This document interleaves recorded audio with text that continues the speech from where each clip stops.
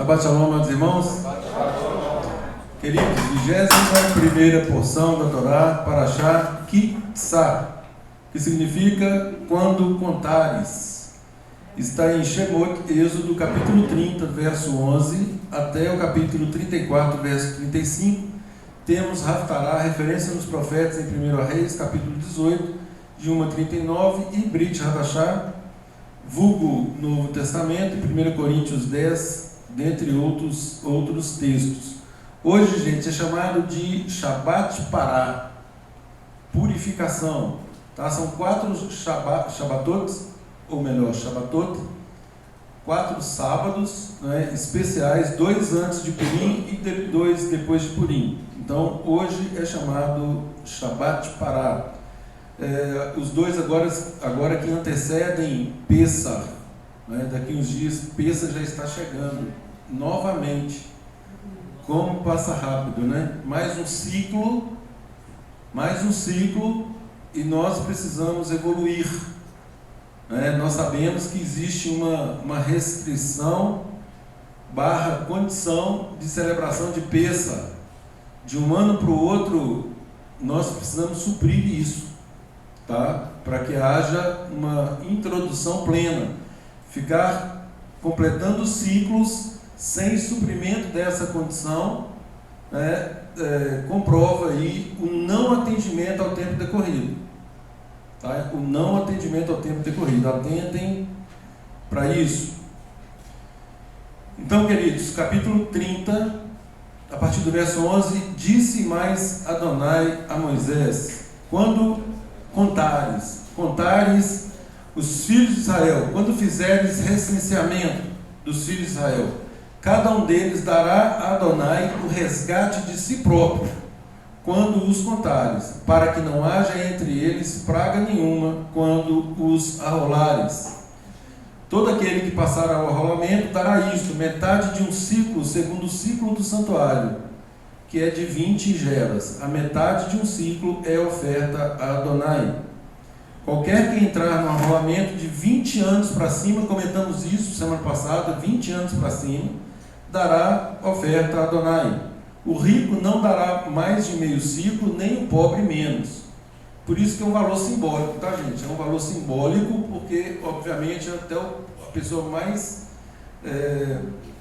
pobre, né, mais destituída de recursos, ela tem condições de efetuar esse pagamento. O rico não dará mais de meio ciclo, nem o pobre menos, quando derem oferta a Adonai, para fazeres expiação pela vossa alma. Tomarás o dinheiro das expiações dos filhos de Israel e o darás ao serviço da tenda da congregação, e será para memória aos filhos de Israel diante de Adonai, para fazer expiação pela vossa alma. Queridos, essa parashá, ela tem um ciclo espiritual de queda e restauração. A estrutura espiritual aqui revela 4 movimentos espirituais: chamado à santificação sempre. Sempre somos chamados à santificação. O que é santificação? Separação. Nós vamos nos separando, nós vamos tomando conhecimento, aprendendo a palavra, aprendendo a instrução do Eterno, e com isto automaticamente nós nos separamos. Por quê? Porque aquilo que não sabíamos, agora sabemos e passamos a fazer, obviamente, de acordo com o novo conhecimento que adquirimos. Então, o primeiro movimento é o chamado à santificação. O segundo, queda e idolatria, ou idolatria e queda. O que nos faz cair sempre é o pecado. Isaías 59:2 diz que os nossos pecados fazem separação entre nós e o nosso Deus, o nosso Elohim, entre o Criador de todo o universo, aquele que nos fez com um propósito.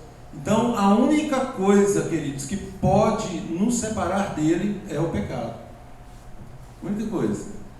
E pecado é o que mesmo? 1 João 3,4, pecado é a transgressão da Torá. Na tradução romana está: pecado é a transgressão da lei. E nós sabemos que onde era Torá, em todas as escrituras, onde estava lá Torá, claramente falando da Torá, das instruções. Torá não é apenas lei, tem uma parte da Torá que é lei, mas Torá são instruções. E onde estava Torá, significando instruções, deu lá aquele substituir, né? Substituir as palavras, substituiu tudo por lei. Ctrl+C, Ctrl+V. E aí o seguinte, isso acaba causando uma confusão, porque, como eu estou dizendo, o termo ele tem mais de um significado, né? E aí tudo virou lei. Lei, aí a gente acaba não entendendo, né? E isso gera certa confusão. O outro movimento espiritual dessa porção é a intercessão. Nós vamos ver aqui Moisés, Moshe, intercedendo pelo povo ao ponto de se sacrificar. Se o Senhor não fizer pelo povo, pode arriscar meu nome. Ou seja, eu estou aqui intercedendo pelo povo ao ponto de abrir mão, né, da minha própria salvação pelo povo. Então, Moisés aqui, como um agente intercessor, nós vamos ver o que? Isso é messiânico, gente. Essa mediação, ela é um atributo messiânico, e vamos entrar nisso com mais profundidade. E nós temos também a revelação da misericórdia do Eterno, o quarto movimento, revelação da misericórdia por conta do pecado do bezerro de ouro. E aí, queridos, sabemos que o bezerro de ouro, com que objetivo, afinal de contas, o nosso povo entrou nisso? Porque depois de ter presenciado tantos milagres, tantas evidências do agir sobrenatural do Eterno, o poder de Deus se manifestando visivelmente, porque muitas vezes a gente não vê. Nós somos abençoados e galardoados a cada dia com inúmeras bênçãos, e muitas delas nos passam despercebidas porque elas ficam ocultas. Aqui não, aqui nós temos um povo que estava ali presenciando grandes sinais e maravilhas, e ainda assim eles se abstraem do doador da vida, daquele que estava manifestando o seu poder para todos eles. Eles se abstraíram disso e quiseram fazer um objeto palpável. Agora, com que objetivo isso? Por que a idolatria? Por que o ser humano, muitas vezes, ele quer criar algo tangível em detrimento daquilo que é espiritual? E aí, lógico, após o pecado do bezerro de ouro, aí vem a intercessão de Moshe, de Moisés. Moisés pede ali também ao Eterno que mostre a sua glória, mostre-me a sua glória. E aí nós temos em Shemot 33, diz o seguinte: Adonai passou diante dele e proclamou: Adonai, Adonai, Deus compassivo e misericordioso. São os atributos do Eterno, gente. Deus passivo e misericordioso, tardio em irar-se, grande em bondade e fidelidade, que guarda a misericórdia em 1000 gerações e que perdoa a anomia, a iniquidade, a transgressão e o pecado. Shemot 34, versos 6 e 7. Então aqui nós temos o que toda a tradição judaica chama dos 13 atributos de misericórdia do Eterno. E todos os estudiosos dizem que quando nós, como povo, integrantes do povo de Israel, quando nós, israelitas, nós invocamos esses atributos, obviamente com a verdadeira techuvá, a misericórdia do Eterno, ela é despertada e atua em nosso favor. Isso não significa, gente, que nós vamos fazer isso o tempo todo, mas entra naquele conceito que João fala lá na Brit Hadashah: filhinhos, essas coisas vos escrevo para que não transgridais a Torá, não pequem. Todavia, quando transgredirem, eu costumo dizer que não é quando, é se, aliás, não é se, é quando vai acontecer mesmo. Isso vai acontecer. né? Nossa própria natureza, vamos falar disso também. A nossa natureza, infelizmente, nós continuamos com essa inclinação que inadvertidamente, tem que ser inadvertidamente, nós vamos cair. E quando cairmos, levantarmos, confessarmos, retificarmos, né, e retomarmos o caminho imediatamente. E aí, nessa condição, nós podemos invocar a misericórdia do Eterno e Ele certamente nos perdoará. E aí, queridos, muitos falam, né, o sistema religioso ocidental, né, ele fala que o Deus, né, Deus do Velho Testamento, ele era de uma forma e agora no Novo Testamento é de outra forma. Ou seja, que antes era lei, né, olha a lei aí, antes era lei, agora não, agora é graça. Sempre foi graça, gente. Pois não? Os mesmos que dizem que o Eterno é um Deus imutável.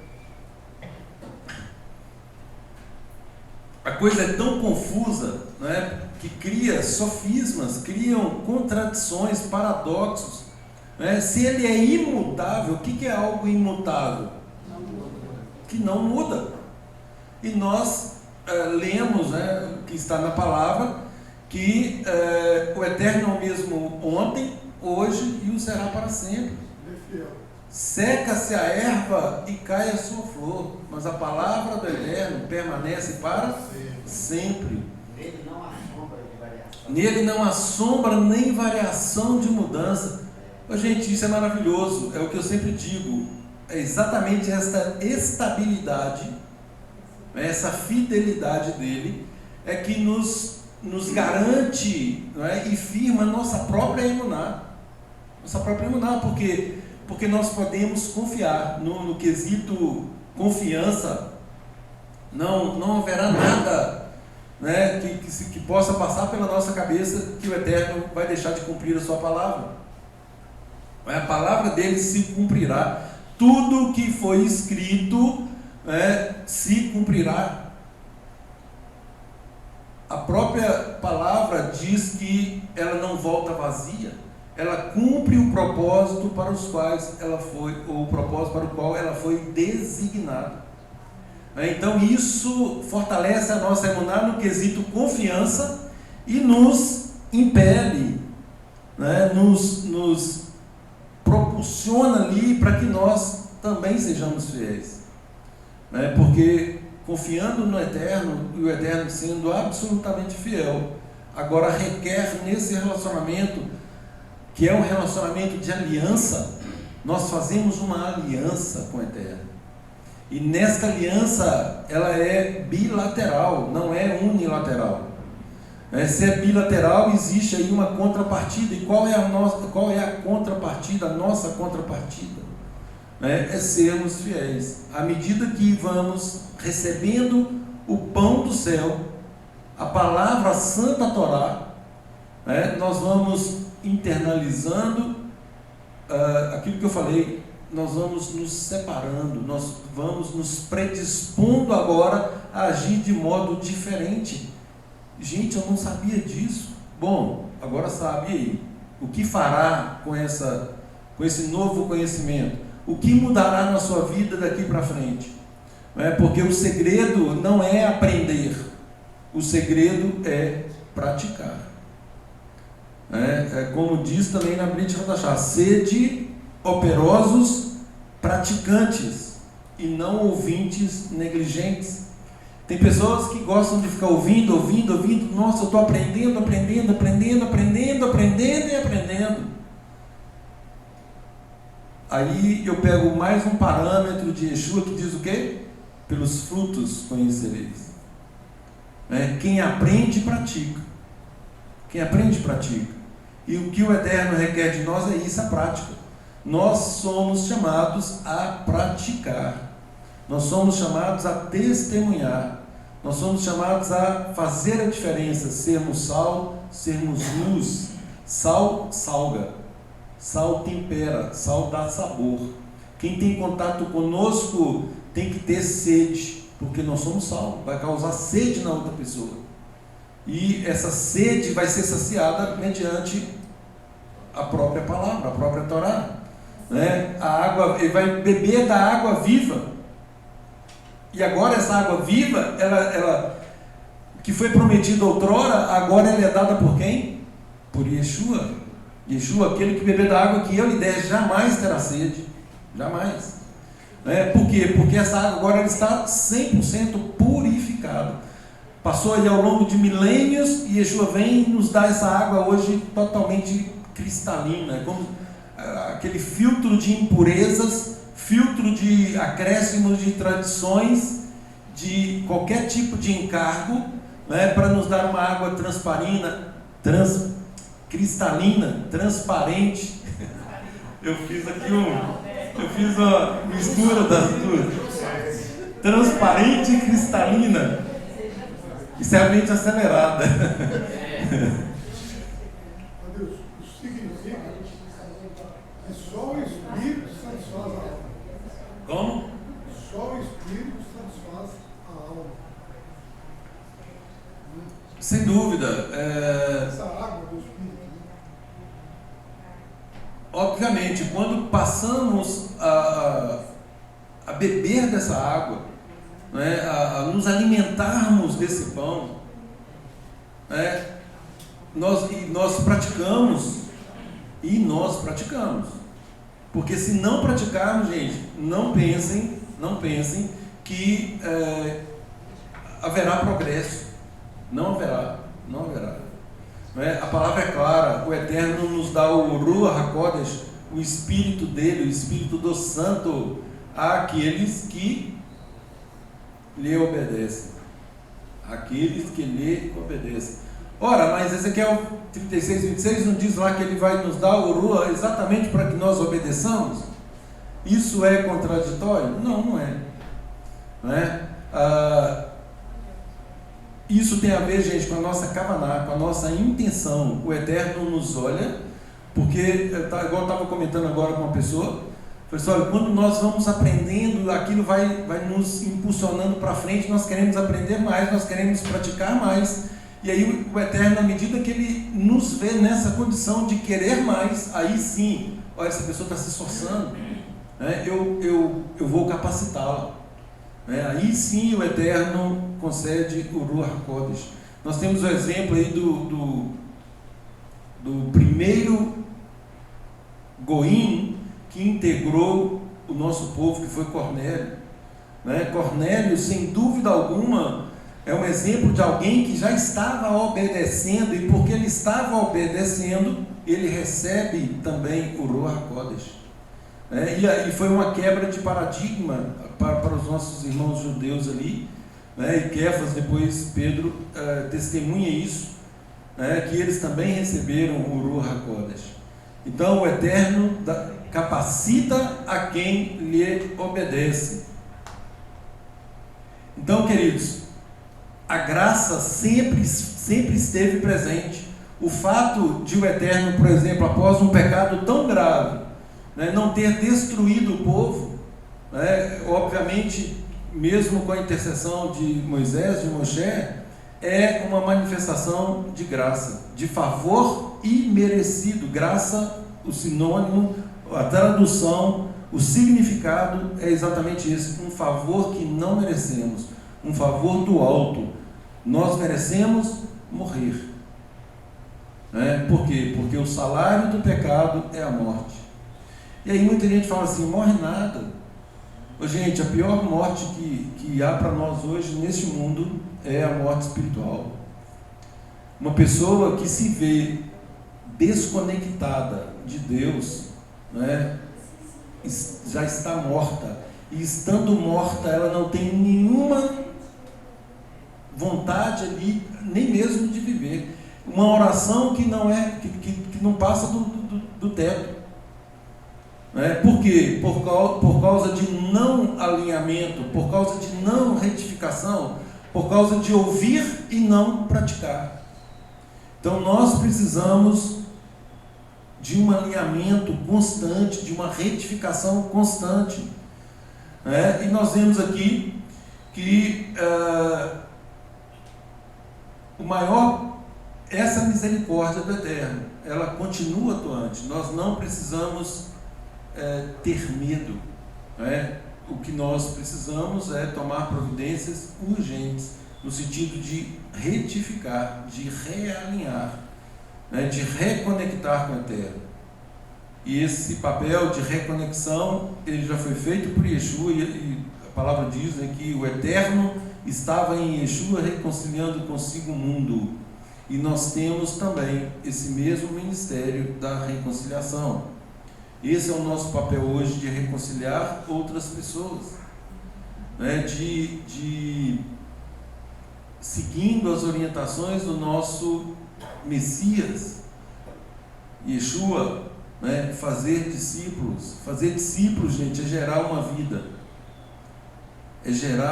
vida, não é falar apenas, é cuidar, é ensinar, né? Isso é fazer discípulo. O sistema ocidental nos ensinou que basta apregoar, né? Basta alguém declarar que quer servir a Deus e está tudo certo. Se não ensinarmos, e ensinarmos o quê? Tudo aquilo que Yeshua nos ordenou. O que Yeshua nos ordenou? Um de cada vez. O que Yeshua nos ensinou, gente? Fazer discípulos, ensinando-os a guardar todas as coisas que você tem ordenado. E o que ele ordenou? Ensinar a lei eterna. Guardar os mandamentos do Pai. Ele foi claro, as palavras que eu vos declaro não são minhas, senão daquele que me enviou.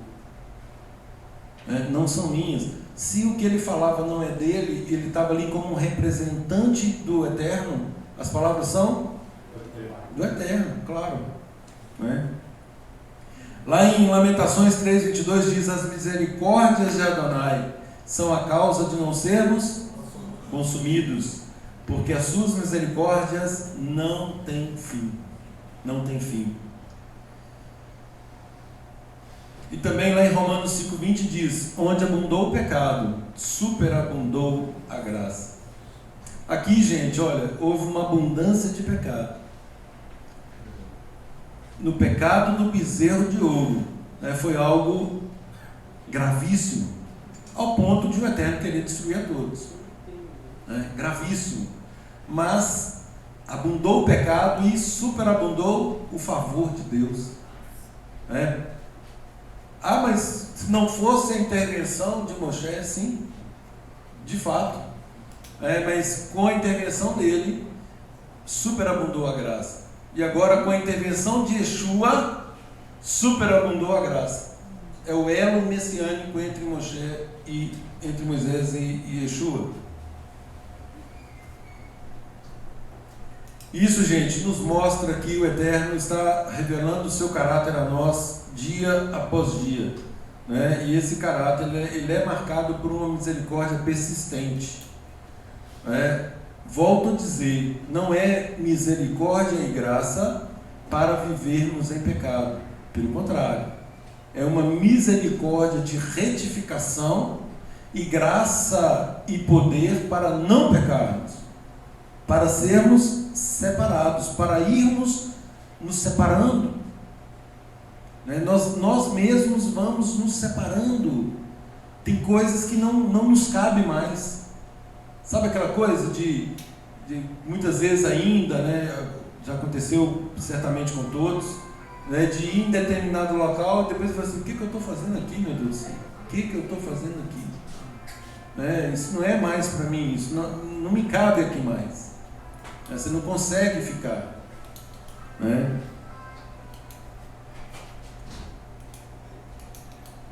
E aí, queridos, como eu disse, como pode um povo que viu o mar se abrir, o Sinai tremer, sair fogo ali do Sinai, que ouviu a voz divina, poderia cair em idolatria de forma tão rápida, tão de inopino, tão abruptamente?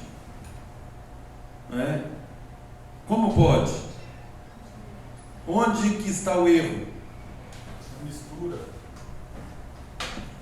Na permissividade, no sincretismo, né? Sincretismo é mistura, na permissividade,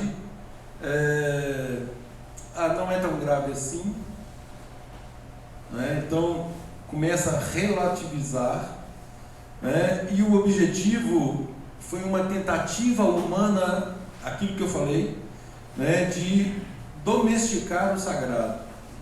Vamos fazer algo que nós podemos controlar, né? Um Deus que nós não vemos, né? Agora nós vamos fazer uma representação aqui de Deus, né? Um bezerro, porque isso é palpável, isso é controlável, é isso que nos move a nós, seres humanos, pois não? Eu penso que o povo que viu tantos milagres pecou contra o Eterno. Eu trago para mim que não é só a questão de você ver os milagres, de você ver aquilo que Deus faz. A intimidade com o Eterno, ela vai muito além disso. Tanto é que acho interessante a questão da ciência e a fé. Quando a gente vai ver a questão da matéria, ela como eles dizem, né, os físicos, a matéria é invisível. O que a torna visível para nós é a luz que ela absorve e reflete. Então, eu vejo que com Deus é mais ou menos isso mesmo. Você vê as coisas pela luz que revela aquilo dali. Mas e se você não vê? O que resta? Resta a confiança e a fé de que Deus é Deus. Não pelo que Ele faz, mas por quem Ele é. E se a gente ficar vivendo só naquilo que Deus pode fazer por nós, naquilo que Ele pode nos dar, a gente perde a essência. É verdade. O mandamento, gente, não farás para ti imagem de escultura. Isso entra, por exemplo, é um mandamento aqui geral, abstrato, mas que hoje, com o ensino de Yeshua e todos os princípios da palavra, nós percebemos o quê? Há algo muito mais do que isso. Não é a idolatria, ela não se traduz numa imagem de escultura, né? É muito mais profundo. O que nós pretendemos, o que o ser humano pretende, afinal, com a idolatria, né? É colocar Deus de lado. Mais uma vez, nós estamos querendo a nossa independência de volta. Acabamos de sair da festa de Purim. Quando a gente está na festa de Purim, a gente vê que, embora os judeus estivessem em um ambiente cercado de idolatria, eles escolheram se abster. Agora, lá no Sefer Shemot, quando ocorre o pecado do bezerro de ouro, lá no Egito já tinha uma divindade com um corpo de bezerro. Então, embora o Eterno manifestasse a divindade dele, eles não souberam que essa divindade seria isolada do que eles conheceram no Egito. Eles, na verdade, precisavam separar o Egito que estava dentro da cabeça deles. Yeshua nos adverte que tudo nasce da nossa mente, nosso coração, né? Tudo começa na nossa mente. Nós precisamos de aprofundar mais. É muito mais do que isso, né? O que nos impulsiona, o que resulta nesse tipo... A questão não é o comportamento é resultado. Mas qual é a causa desse comportamento? Por que agimos da forma como agimos? E aí isso entra no âmago da nossa vontade, da nossa inclinação, né? E mostra o quê? Mostra uma tentativa de controle do próprio Deus, gente. Idolatria é nós querendo assumir o controle de novo. O que aconteceu lá no Éden continua. Yeshua vem e nos mostra que nós precisamos negar a nós mesmos.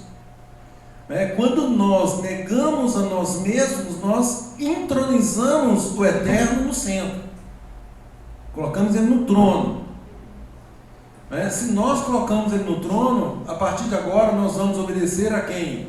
Aí, o mandamento que Yeshua nos dá de depender do Pai. Não faça a sua vontade, faça a vontade do Pai. Por quê? Porque eu não fiz a minha própria vontade, eu só fiz a vontade do Pai. Vocês não são meus discípulos? Então vocês vão me imitar. Não é? A partir do momento que vocês fazem techuvá, não façam mais a sua própria vontade, façam a vontade do Pai. Não é? Neguem-se. Como que eu vou fazer isso, Yeshua? Negue-se a si mesmo. Negue-se a si mesmo. Exponha-se. Exponha-se. Declare que você é absolutamente incapaz de fazer isso sozinho e utilize do mecanismo que já está determinado na Torá, nos profetas, na Brit Hadashah, para que em sistema de congregação a multiforme sabedoria do Eterno se manifeste e te ajude no processo de santificação e retificação. É a única forma, gente. Esta é a única forma. Shaul, lá em 1 Coríntios 10, nos adverte: não vos tornei idólatras, como alguns deles, conforme está escrito: o povo assentou-se para comer e beber, e levantou-se para divertir-se. Ah, mas peraí, eu não posso comer, beber e me divertir? É isso que está dizendo? É isso que está dizendo, gente? Claro que não. Claro, não há mal nenhum comer, beber e divertir-se. A questão é, com que motivação fazemos o que fazemos? Aqui era um comer, beber e divertir-se ao arrepio do sagrado. Né? Enquanto tinha alguém subindo o monte, né? Intercedendo pelo povo, o povo estava, ao invés de permanecerem confiantes na direção que receberam, fiquem aqui e aguardem que eu irei. Vocês não quiseram que o Eterno falasse diretamente com vocês. Então agora o Eterno fala comigo, eu passo para vocês. Espere um pouco, eu vou subir um monte. Pois não? Lembrando que o povo tinha as suas digitais na idolatria, porque eles retiraram os seus ouros, né? Seus brincos, seus colares, suas pulseiras, entregaram para fazer. Então eles estavam quem fez estava totalmente entregue à idolatria. Eu quero isso, eu quero muito isso. Então, mas percebe que olha, nesse exemplo que você está dando, o comportamento está revelando o que o interior, o que está no interior. Né? O fato de ter esses objetos, né, e formar ali uma figura palpável, tangível, mostra a intenção, a kavaná que está por trás. Entendeu? E é exatamente isso que Yeshua nos trata. Esse é o ponto em que ele nos trata. Então, muito mais do que a ação, é lógico, a ação, gente, ela só revela o que está no interior.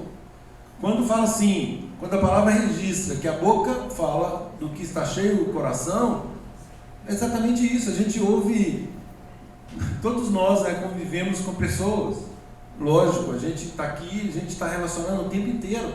Agora, como é fácil conhecer alguém? Basta conversar com ela alguns minutos, nós já traçamos todo o perfil dela, né? Aquilo que é colocado para fora. Né? Obviamente não dá para conhecer na inteireza, mas tem-se uma noção de norte, tem ali um norte, já tem um norte. Né? E aqui nós temos um povo que foi libertado de uma escravidão, mais uma vez de forma miraculosa, presenciando sinais e prodígios, requerendo como contrapartida uma fidelidade absoluta. Eu fico pensando, a gente tinha que andar arrastando por aquele deserto ali, de tão prostrado, no sentido de seguir rigorosamente as instruções.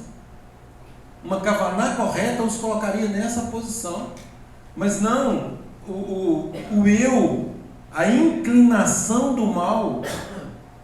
E tem gente que acha que não é assim.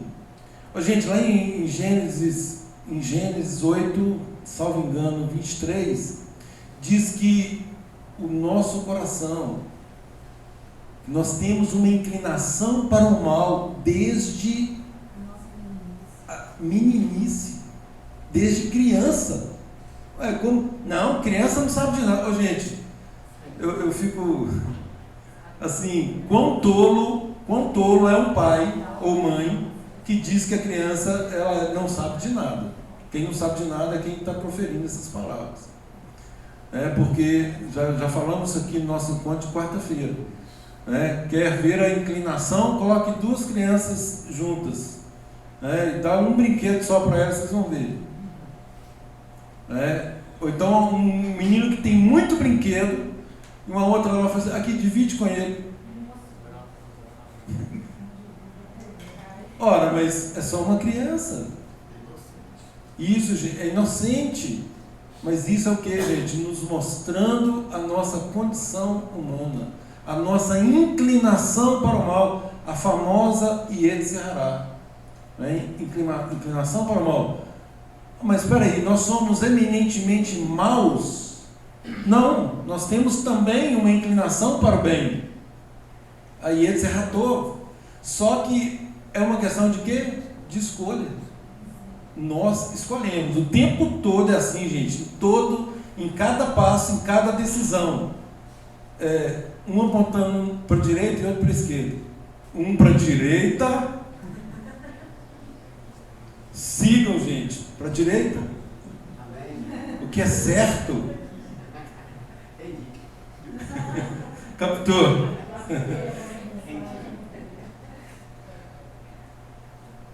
E no verso 11, gente, 1 Coríntios 10, Shaul fala o quê? Estas coisas lhe aconteceram como exemplo, e foram escritas para nossa advertência. Ora, mas como assim? Isso aconteceu com eles, estão aqui registradas, né, como exemplo e para nos advertir, ou seja, não caiamos nessas coisas. Isso é, gente, um princípio de que nós estamos nos tornando mais sábios. Quando nós lemos as Escrituras e vemos esse tipo de comportamento e temos a oportunidade de aprender com esse erro, não precisar de acontecer algo pior conosco, só com o que está escrito, isso agrada o Eterno. Então isso é uma advertência para nós temos que ficar atentos. Então, gente, é uma advertência espiritual permanente. Preste atenção, uma advertência espiritual permanente. O bezerro de ouro é uma advertência espiritual permanente, né? E aí, queridos, quando o Eterno anuncia o juízo por causa desse grave pecado, nós temos então Êxodo, Shemot 32, Moshe, agora pois, Eterno, perdoa o pecado do povo, se não, olha, Eterno, se o Senhor não perdoar, se o Senhor não quiser perdoar, risca-me do teu livro que escreveste. Risca-me. Intercessão, gente, intercessão, né? Ele se coloca no lugar do povo, ele se identifica, ele se identificou. Ora, mas ele poderia muito bem ter falado, né? Olha para você ver, eu estava aqui com o Senhor e o povo lá desse jeito. É isso mesmo, o Senhor quer fazer? Seja feita a tua vontade. Desce fogo do céu. Desce fogo do céu. Né? Mas aqui nós temos o quê? Um coração que se identificou com o povo, né? Que viu ali, obviamente, existe todo um contexto, né, gente? A gente não pode pegar a história, aquilo que eu sempre digo, né? Quando nós lemos a Torá, nós nos colocamos dentro da Torá. E quando nós fazemos isso, eu, por exemplo, já declarei isso várias vezes, né? Porque inicialmente a gente fala assim, né? Como que pode o povo que viu isso, aquilo e tal, fazer tal? Se nós estivéssemos lá, gente, no mesmo contexto, se nós estivermos envolvidos nas mesmas circunstâncias, nós faríamos talvez muito pior do que eles. Como? Inclinação, gente, inclinação de fazer o errado. Inclinação de fazer o errado. Tinha todo um contexto, e é isso que Moisés reconhece para interceder. Ele viu nele mesmo, e viu, obviamente, ali, analisando todo o contexto. Espera aí, é um povo que estava escravizado. Era um povo que estava longe da palavra do Eterno, né? Obviamente, um povo que trabalhava todos os dias, o tempo todo, né? Não tinha tempo de ter uma comunhão a tal ponto de reconhecer, né, a própria miserabilidade. Mas aqui Moisés se colocando, se identificando, percebendo essas nuances, ele faz o quê? Perdoa esse povo, perdoa, dê uma chance a esse povo, senão o senhor risca meu nome. Ou seja, o Eterno prepara um líder que conduziria o povo, que libertaria o povo, que ensinaria a Torá para o povo, e aí agora o povo vai ser todo destruído. Uma intercessão legítima. E nós vemos, gente, na Brit Hadashah, lá em Romanos 9, maravilhoso isso aqui. Romanos 9, 3 diz assim: Shaul, eu mesmo desejaria ser anátema, ser riscado, ser amaldiçoado, ser excluído por amor dos meus irmãos.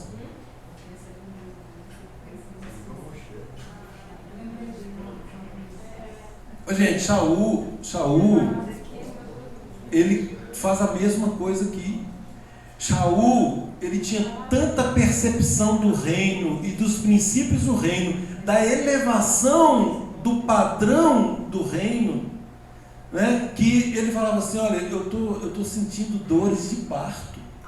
Como assim um homem que não pode gerar, sentir dores de parto? Parto, gente, espiritual.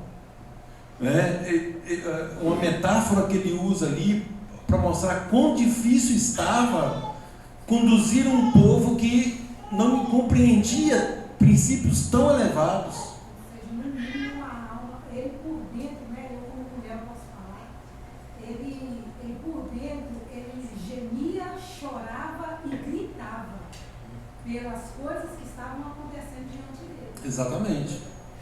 Agora, sentindo dores de parto, para ver o quê? Yeshua formado em nós. Ele diz, né? Ver Yeshua formado em vós. É a mesma coisa hoje. Hoje Yeshua precisa ser formado em nós, para que, uma vez isso estabelecido, nós não caiamos em idolatria. Eu tenho a forma de Yeshua? Oi? Eu tenho a forma de Yeshua? Quando os outros olharem para mim, eu tenho a forma de Yeshua? Ver Yeshua em mim? Exatamente. Sede meus imitadores como eu sou de Yeshua. Não é? A palavra diz: aquele que diz que permanece em Yeshua deve andar assim como ele andou. E nós precisamos permanecer nele, porque ele é a videira verdadeira. A videira verdadeira. Se tem uma videira, por que fala videira verdadeira? Porque tem uma falsa. Tem uma videira que é falsa. Tem uma videira aí fora que está dizendo que não precisa obedecer à lei do Pai. Enquanto Yeshua, diga-se, o próprio Jesus, lá em Mateus 15, 17, ele declara textualmente: não penseis que vim abolir a lei do meu Pai. Eu não vim para abolir. Só que tem uma videira aí que está falando que ele aboliu, que não precisa guardar a lei do Pai. São os antinômicos, os antinomistas, os iníquos. Iniquidade, gente, é sinônimo de anomia. Anti-Machia, mas pior ainda, olha aí, são os anti-Machia, os sem lei, os contra a lei. Então, gente, são essas pessoas que estão aí fora hoje. Isso aí é o que lá em 2 Tessalonicenses 2,17 diz que é o mistério da iniquidade que se manifesta. O mundo hoje, o mundo ocidental sobretudo, está atolado em anomia, numa graça barata, numa graça totalmente destituída de normas. E isso não existe. O eterno é imutável, já falamos disso. Eles citam uma graça que eles não conseguem explicar. Exatamente, como eu estou debaixo da graça. E aí, é o que também a Brit Hadashah fala, né? Usam da liberdade para a libertinagem. Acaba caindo num campo sem limites, não tem limites.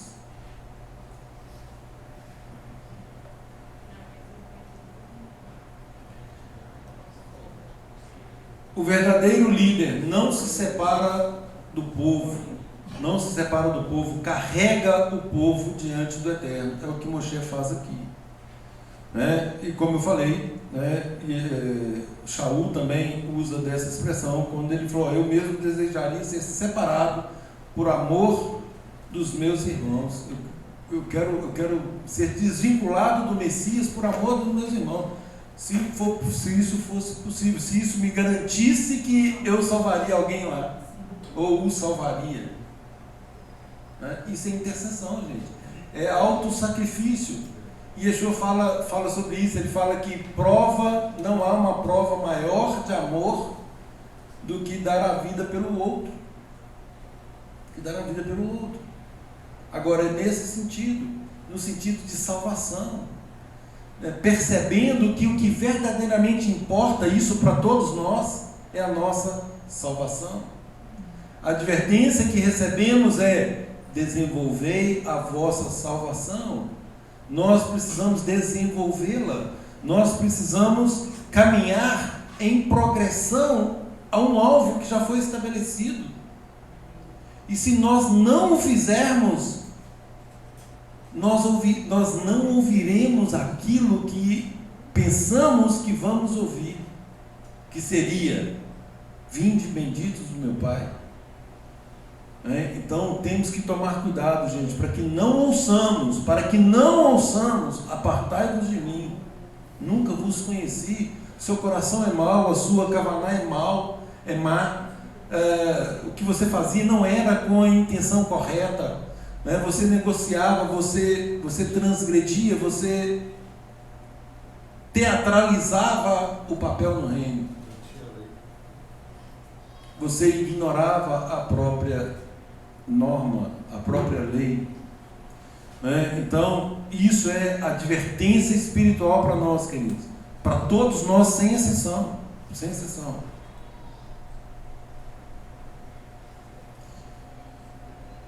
O paralelo entre Moshe e Yeshua nessa paraxá.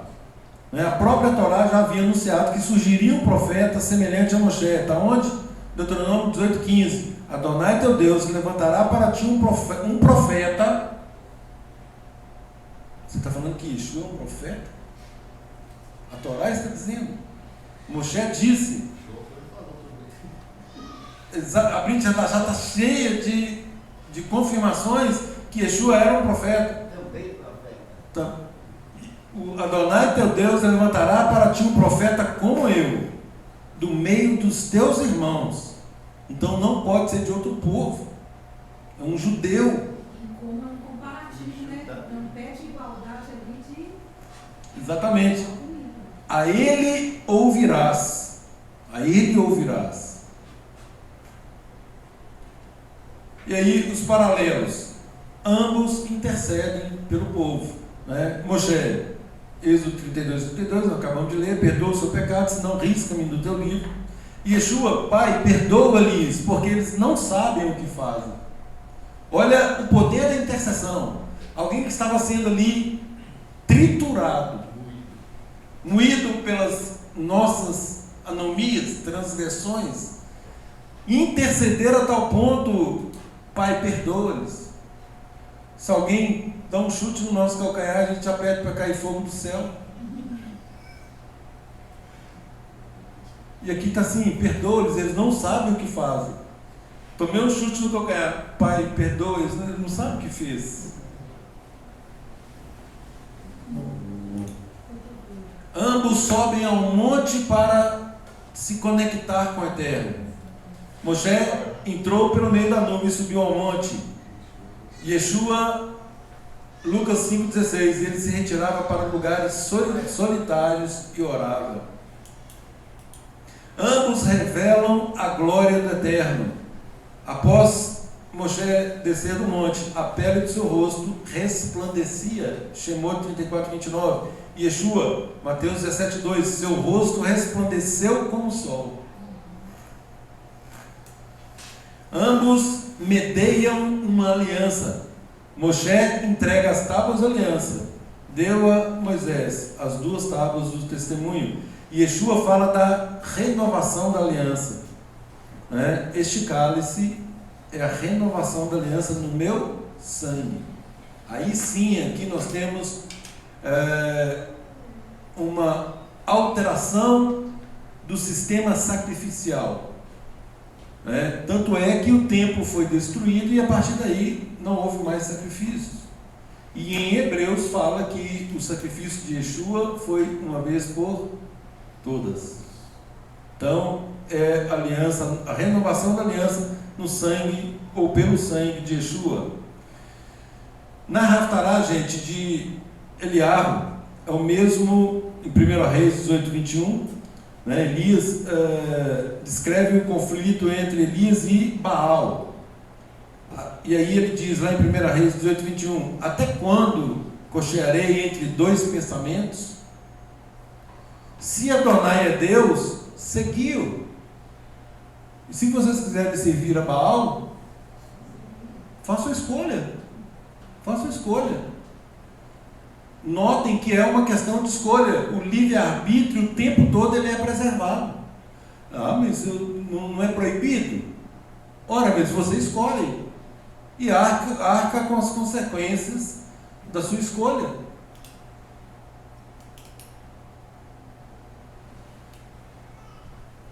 Um coração dividido. Olha aí. 1 Reis 18:39. Quando o fogo desce e o povo vê isso, caiu com o rosto em terra e disse: só Adonai é Elohim, só Ele é Deus, só Ele é Deus.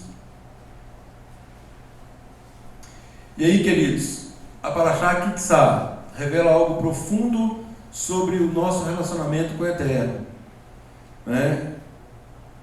O Eterno nos chama. E muitas vezes nós falhamos. Há um justo que intercede por nós. Quem? Yeshua, intercedendo por nós para que nós não falhemos. Yeshua continua intercedendo. Lá em Hebreus diz que ele está no tabernáculo celestial intercedendo por nós. Um justo intercedendo. Então o Eterno nos chama, nós falhamos, Yeshua intercede por nós. E aí, o que acontece? O Eterno, mais uma vez, provê a sua misericórdia. E aí, novamente, nós temos a aliança renovada com Ele. É claro que o Eterno sabe da nossa intenção, da nossa kavaná. Quem tem intenção de retificar, a palavra fala que o justo pode cair 7 vezes. E o Eterno o restaura, o liberta. Mas não é para cair para sempre, gente. Nós não somos chamados para cair para sempre. Lá em Hebreus 13 fala sobre isso. Se nós, conhecendo esse sistema sacrificial, o alto preço que foi pago por nós, continuamos a pecar de forma deliberada, ou seja, eu sei que é errado, mas eu ainda assim eu vou fazer, porque eu estou no controle das coisas. O que a Bíblia diz? Não há mais o que fazer, não há sacrifício pelo pecado, a não ser certa expectação horrenda de juízo. Ou seja, quer continuar? Continue. Vamos aguardar o juízo horrível que virá sobre esse tipo de conduta. E isso está escrito, gente, como uma advertência espiritual para nós, como uma advertência para aqueles que olham para o mundo vindouro e querem estar lá. Porque, volto a dizer, tem muita gente que não quer estar lá. Dentre o nosso povo, que estava sendo conduzido para Canaã, muitos não queriam estar lá. E teve quem escolheu ficar do lado de fora. Ainda que com uma intenção de ajudar, e nós sabemos as consequências nefastas que vieram sobre eles, historicamente registrado, né, por ocasião do exílio, pois não? Esse versículo de Provérbios, né, que fala que o justo pode cair 7 vezes no Senhor levantar, há pessoas que interpretam como ali tem uma permissão para eu cair 7 vezes. Eu já me decidi, mas eu vou lá no pecado e depois ele volta. Eu tive um parente assim, né, casado com a irmã do meu pai, tinha problema de alcoolismo, e ele era de uma igreja evangélica, né? Ele caiu 7 vezes. Ele falava assim, ele caía no alcoolismo de novo, né? Não, mas o justo pode cair 7 vezes. E Deus foi tão misericordioso com esse homem, que ele viveu, meu marido conheceu, ele viveu bastante, e ele ainda viveu firme na fé. Quase 90 anos. Ele viveu uns 20 anos bem firme. Ele falou, agora eu não posso cair mais, esse vício meu não pode me dominar mais, meu Deus, só passar do 7. Então ele interpretou desse jeito, né, meu amigo? É isso, tá humano, né? Quem pode. Gente, mas sabe o que é interessante nessa história que a Maria Lúcia está contando? Ele contou certo. E se ele tivesse contado errado? Porque se eu parar para contar, misericórdia. O Marcelo está perguntando por que fala 7 vezes. Eu até ia falar para você, eu prefiro que você Pode dar a sua opinião. Né? Então, na minha opinião, 7 vezes é aquilo que é algo que está completo, né? É algo que está acabado, que está terminado. E uma completude. Então, poderia até parecer assim, eu posso cair quantas vezes eu quiser, porque não tem limite, né? O fim é só quando tudo terminar de vez. O problema é que se a gente for olhar literalmente ao pé da letra disso, a gente não vai se medir, não. Vai embora. E vai cair naquela situação da graça lá que todo mundo fala, né? Usando a graça como escudo para ficar se defendendo seus próprios erros, seus próprios pecados. Diga, mano. Eu tenho certeza, né, que a pessoa caindo, vamos dizer que ela conta por 7 vezes, mas se ela não se arrepender em cada vez, profundamente daquela vez, ela vai cair uma vez e vai morrer. É isso mesmo. E o verso também está lá, é para nos animar com esperança, né? E às vezes a gente vai ter abatido porque caiu em alguma coisa, cometeu uma coisa ali, né, com um irmão, com o outro. Ele não está falando de pecados graves que eu vou lá fazer isso, né? Já está falando assim, na trajetória. Não é uma autorização permissiva para pecar. Palavra de ânimo, né? Mesmo que eu tenha caído, ainda vai ter jeito de eu me levantar, porque nesse que ainda tem que cair 7 vezes, está dando um limite ali, né? Ainda é verdade. Mas a palavra toda fala, né? O exemplo mais forte é que você citou. Se alguém que já conheceu volta deliberadamente a pecar, não tem mais o que fazer. Né? Pois, gente, 2 Crônicas 7,14 diz o quê? Se o meu povo, que se chama pelo meu nome, né, nós estamos invocando o nome do Eterno, nós estamos nos inserindo no seu povo. Né? O Eterno diz o quê? Se o meu povo, que se chama pelo meu nome, se humilhar, orar, buscar a minha face e se converter, fazer techuvá dos seus maus caminhos, então eu ouvirei dos céus, perdoarei os seus pecados, as suas transgressões e sararei a sua terra. Gente, olha que promessa maravilhosa. Uma promessa dessa, gente, nós tínhamos que abraçá-la e invocá-la o tempo todo. Olha, Eterno, tu está dizendo aqui que se eu me humilhar, eu estou me humilhando, né, orando, buscando a sua face. Eu quero cura, eu quero libertação. O Eterno não suporta, gente, um coração contrito. Ou seja, ele olha e vê uma kavaná, uma intenção genuína, não um ator, não uma atriz que está performando. Né? Ele não está vendo isso, ele está vendo alguém que de fato está contrito, humilhando-se na presença dele e pleiteando uma mudança. Aí sim, né, o Eterno age imediatamente. E aí, gente, a reflexão é: qual é o bezerro de ouro invisível na nossa espiritualidade hoje? Tem algum bezerro oculto aí? né? Nós estamos buscando efetivamente servir ao Eterno mediante o exemplo de Yeshua, ou apenas querendo os benefícios decorrentes desse serviço?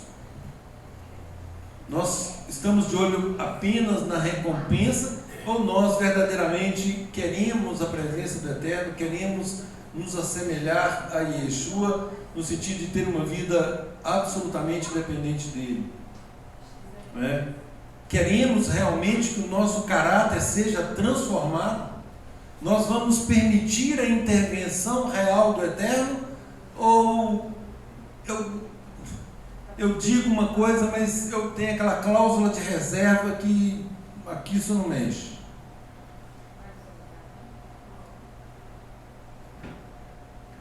Nós intercedemos pelo irmão, pela liderança, uns pelos outros, né? Ou apenas ficamos na crítica de falhas?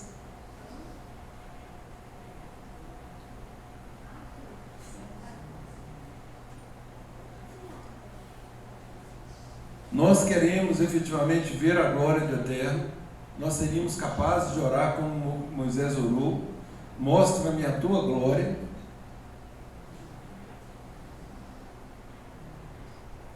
Precisamos, queridos, examinar, né, a nossa mente, o nosso coração, para saber ainda quais ídolos estamos adorando. Clamar pela misericórdia do Eterno. Se o meu povo, que se chama pelo meu nome, se humilhar e orar e buscar a minha face, precisamos fazer isso. E claro, sempre com a responsabilidade de orar uns pelos outros. A palavra também é clara nesse sentido. Essa é a prática, gente. O resultado prático de quem quer servir a Deus: se importar com o próximo. E o se importar pelo próximo, nós falamos disso também no nosso encontro de quarta-feira. Se importar com a salvação do nosso próximo. Querer que ele efetivamente esteja junto conosco no mundo vindouro.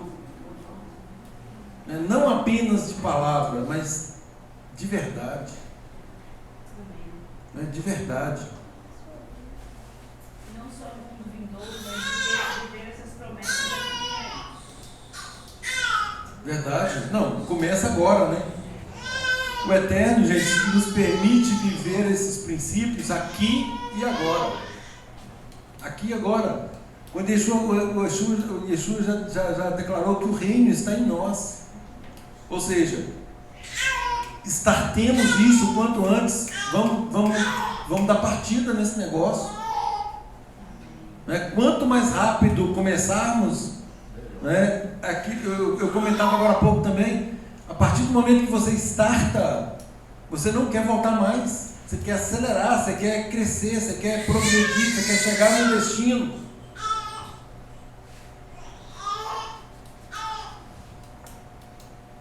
Estudamos, gente, falamos esses dias, de Amaleque. Amaleque tem tudo a ver aí com o pecado do bezerro de ouro.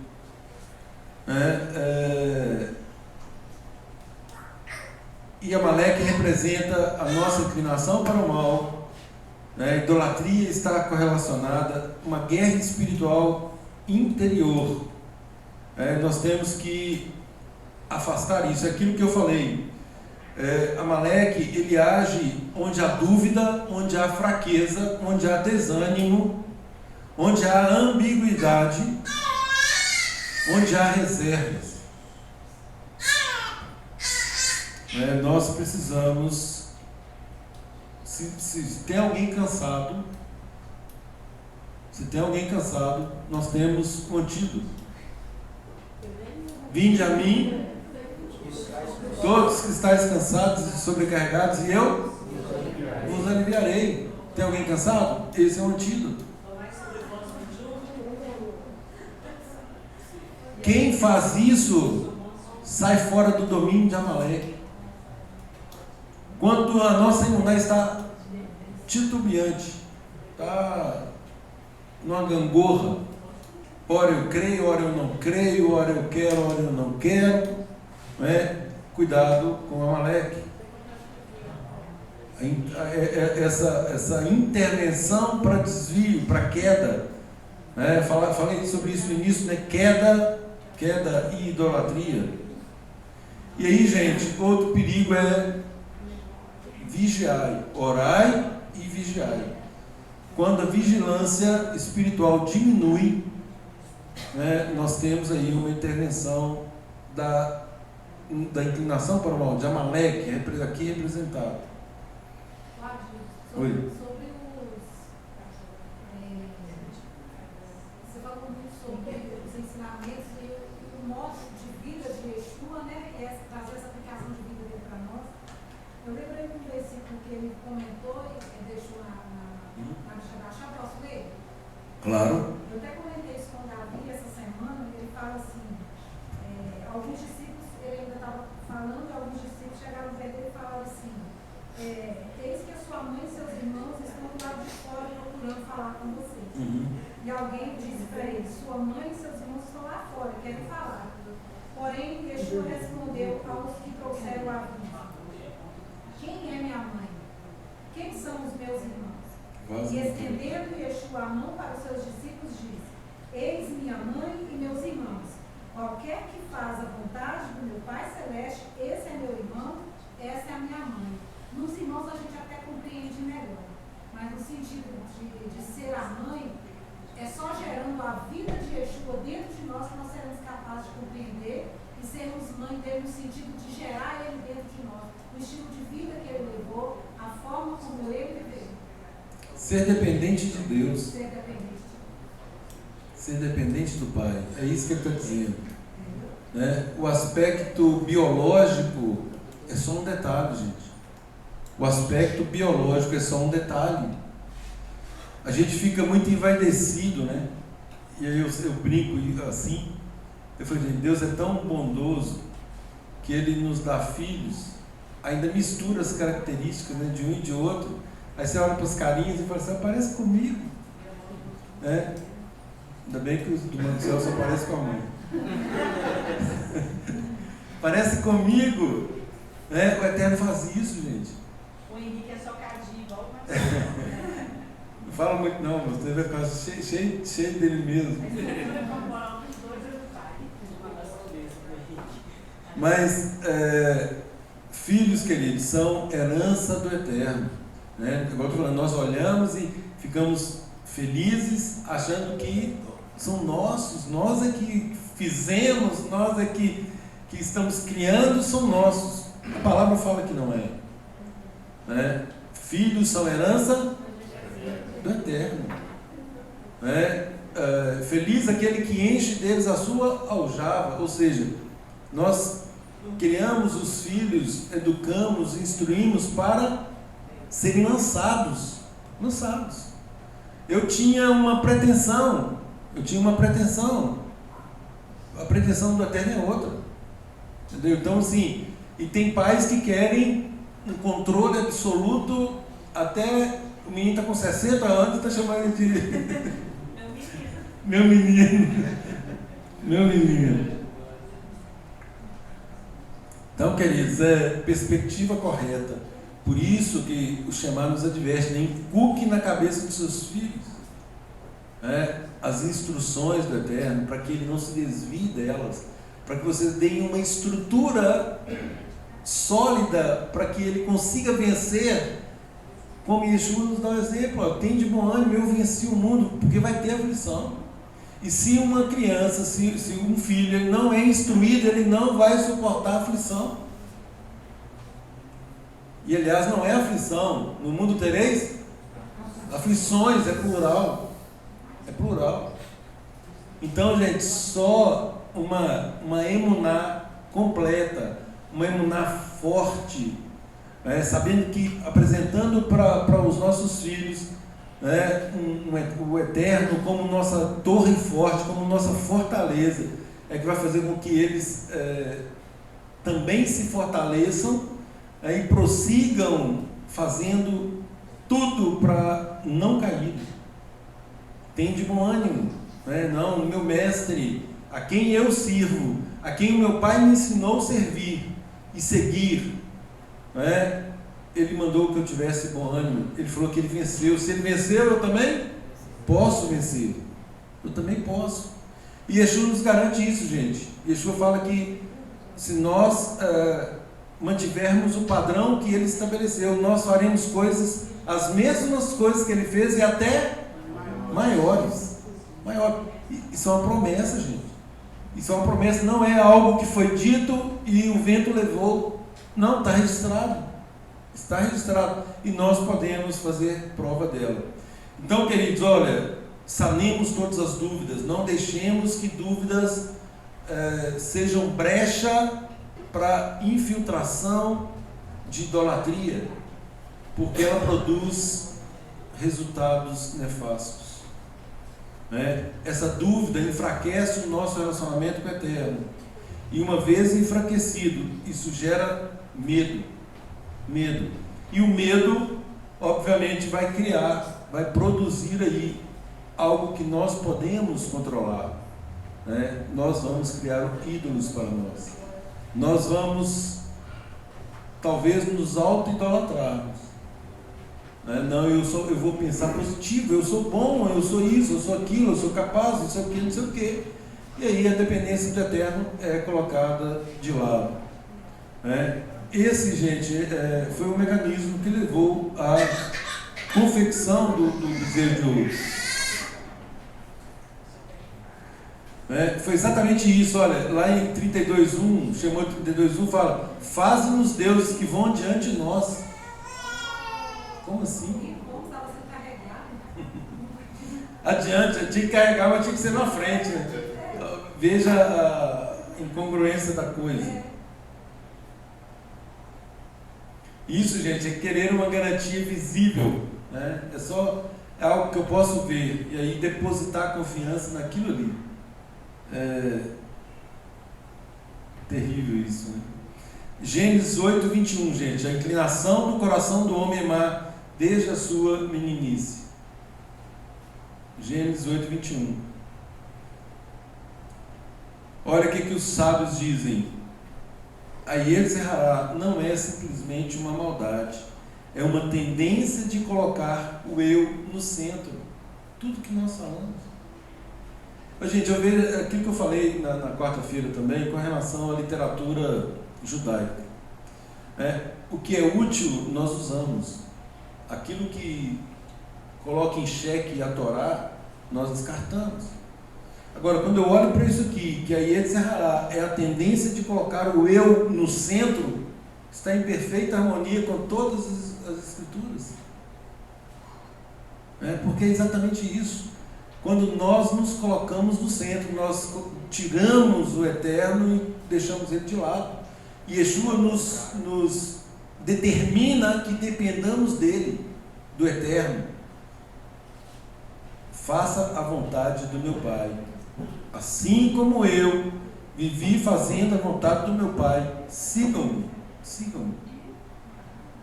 E é isso, gente, que aconteceu lá com o jovem rico. Falamos sobre isso também, O jovem rico não era uma questão apenas de doar. Talvez ele até pensou em fazer isso.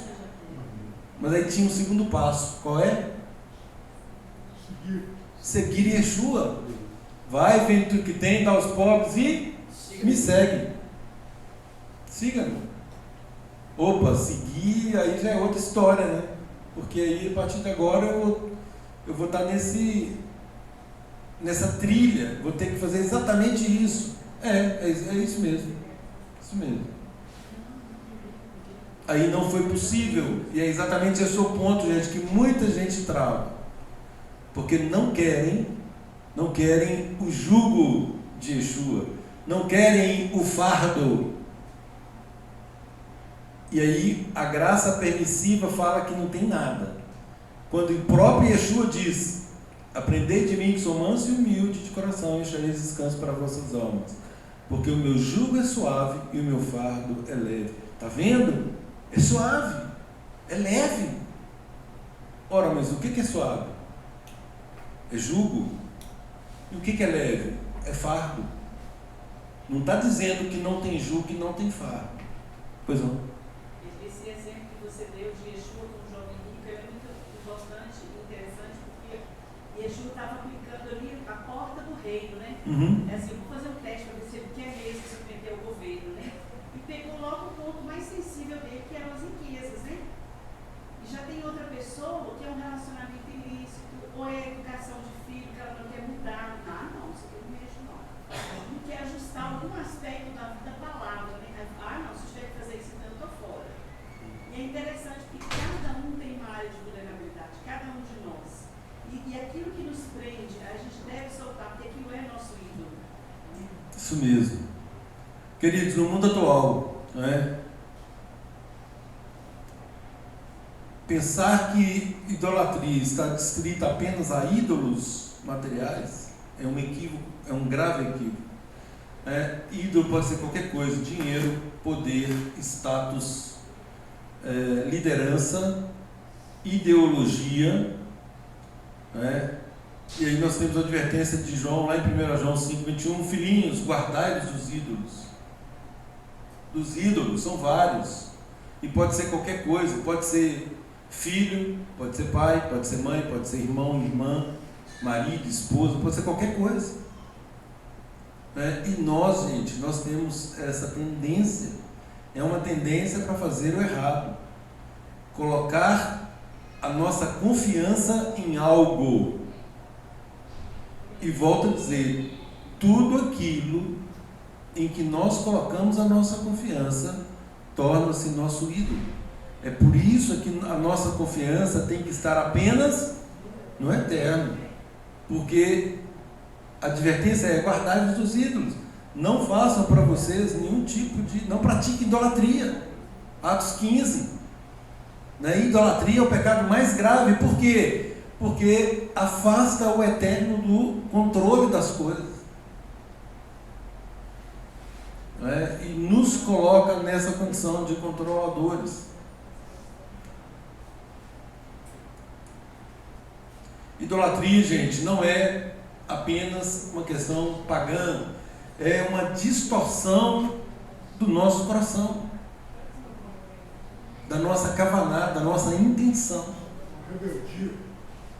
Uma rebelião manifesta. E aí, a questão da consciência, né?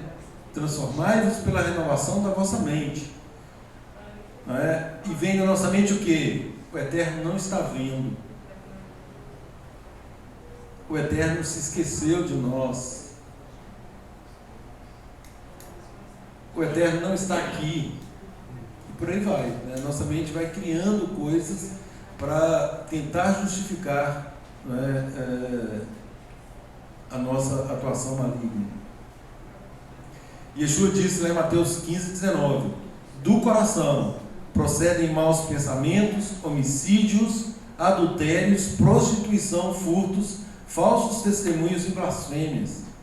Ou seja, o nosso problema, o problema espiritual grave é o nosso interior, é a nossa mente.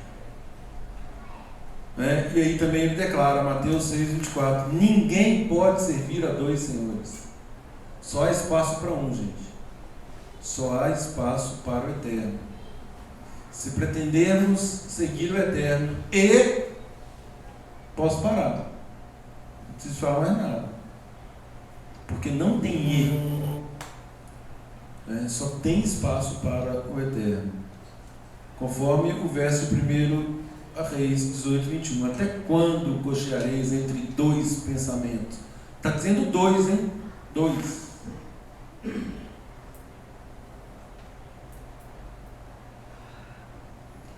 Segundo Coríntios 10, gente, nos dá um antídoto. Nós devemos levar cativo todo o pensamento à obediência do Mashiach. O que é isso, hein? O que é levar cativo todo o pensamento à obediência do Messias e Yeshua? O que é isso? O que significa isso? Formatar nossa mente ao padrão da palavra de Torá que ele nos ensinou. O Mashiach é o sumo sacerdote nosso. Todo pensamento tem que checar com o ensino dele, porque assim, não, então sai fora. Não, o teu pastor está fazendo assim na igreja dele, está de acordo com a lei de Deus? Não. Aí vai subjugando tudo, o padrão que eles ensinam. Isso mesmo, excelente. Manter cativo é deixar preso, né? Capturado. Isso, um ajuste perfeito, um encaixe perfeito. Perfeito. Submissão, né? Hã? Submissão. Total. Está de acordo? É exatamente isso, uma formatação de acordo com o ensino. Está na Gente, isso é principiológico. É o que eu sempre digo, se nós sabemos os princípios, nós não temos como errar. Por quê? Porque na hora que vier, nós vamos rapidamente identificar, a engrenagem não está rodando, garrou aqui alguma coisa. E é exatamente nesses princípios, por causa dos princípios.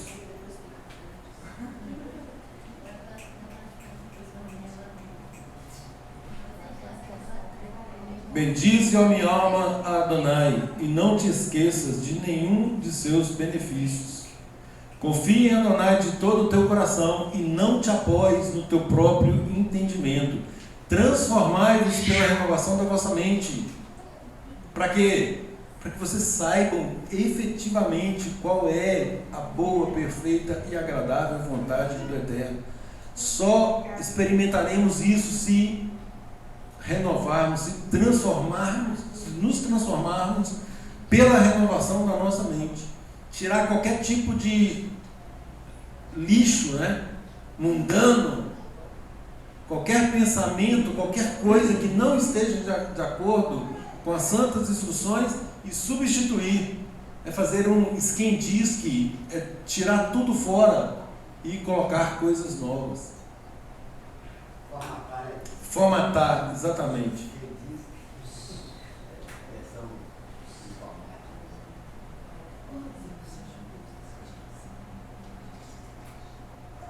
Precisamos, queridos, identificar qualquer ídolo na nossa vida, né? Porque acaba gerando uma insegurança para com o Eterno. Nós precisamos confessar isso, né? Para sermos libertos e declarar todos os dias: o Eterno é a minha rocha, a minha fortaleza e o meu libertador. Então, queridos, a Parashá Kitsá, ela nos revela um dos segredos mais profundos, né, da nossa vida espiritual. Que o maior inimigo, o nosso maior inimigo é quem? Nós mesmos. Nós mesmos. Ele está dentro de nós, né? Essa inclinação, a dúvida que é plantada, e etc., que busca controle, né? A falsa segurança que a nossa própria mente cria, né? Mas o Eterno quer nos restaurar, né? E Yeshua hoje como o intercessor, né, por todos nós no tabernáculo celestial, né? Ele está lá cumprindo esse papel de sumo sacerdote, para que nós, na nossa caminhada, nós consigamos atingir o alvo que já foi proposto, né, e que é o nosso objetivo. Shabbat Shalom a todos.